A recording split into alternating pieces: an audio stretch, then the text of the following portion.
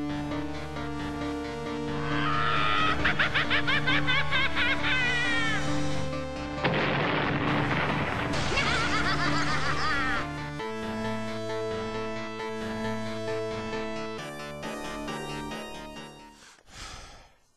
everybody, Blue Goblin here.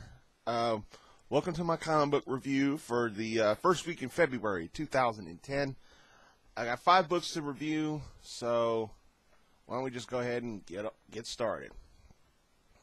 We're going to start with a rant. Siege number 2.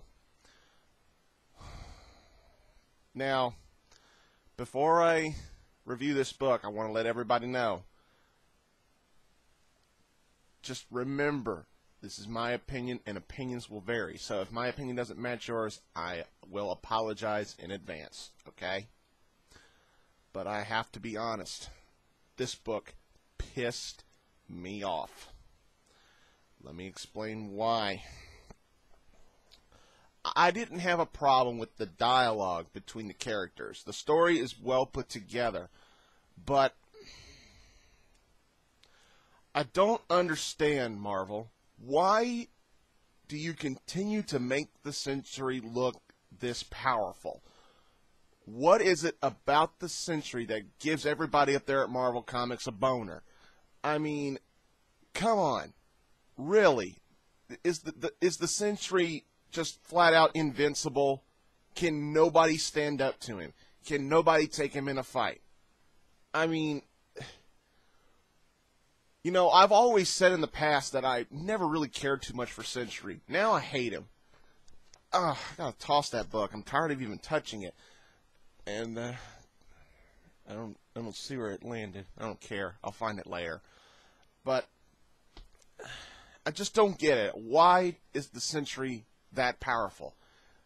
I mean, when I was talking to the Mount Vernon kid about this.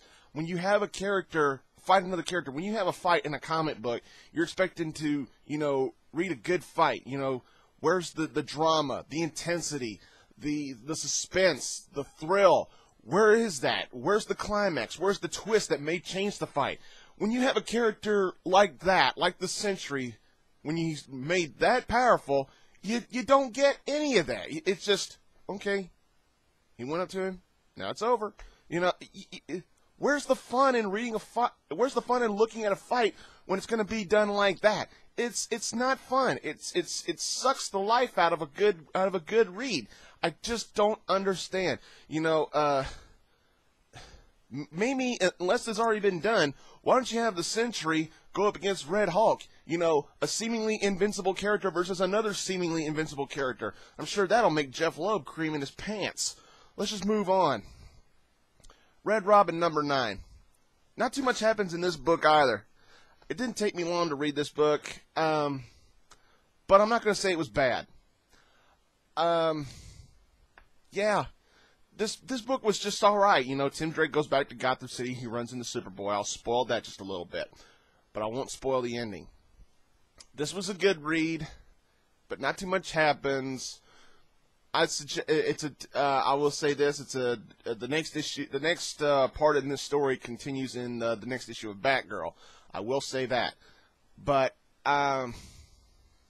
yeah, not a bad book. Christopher Yost still writes a good story. Very interesting way for Tim Drake to come back to Gotham City. I suggest you go ahead and give that book a try. The Question number 37. I just got finished watching Mark's review of this book, and he says some random lady. And my buddy Brandon Hex, he said the random lady was Lady Shiva, and he's right. It was Lady Shiva. And she actually has a good fight with Renee Montoya. The original Question comes back as a Black Lantern, like we didn't see that happening already. Good read. Good stuff here. The artwork could have been a little bit better, but this was a decent tie-in to Blackest Night. I wouldn't say it was needed, but if you want to get a good solid read, but not read the best book of the world, then go ahead and give this a try. It's pretty good. Pretty good. Question's not a bad character. Cable, number 23. I know. I got to keep up with the numbers.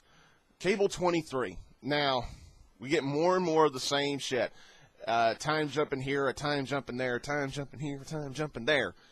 But it's still a good, solid together story. I've been keeping up with it, and it's still all right. It's all right. We don't see any interaction between Cable or Bishop, which is just But all in all, I'd say it's a okay read. Nothing really glorious happens. Nothing really awesome happens in this book. Nothing at all. It's just, okay, Cable and Hope are now here, and now they're there. And there you go. That's all it is. That's all it is. It's a bit of a weak week for comic books. Blackest Night, Wonder Woman #3. This book here saves this week. I'm serious. This week was a bit of meh or or ugh. But this book makes it a yeah, okay. I'll put it that way.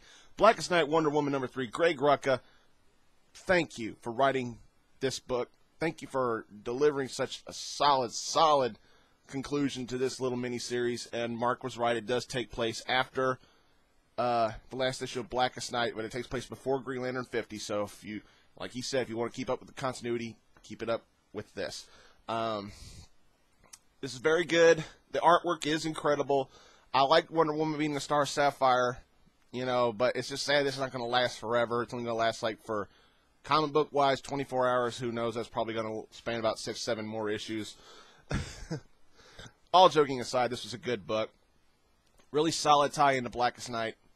I wouldn't say it was necessary if you're just following the regular series, but if you want to buy everything Blackest Night, then put this on your must-have list. This is really, really good stuff. I loved it. The dialogue, the character development, everything was just solid.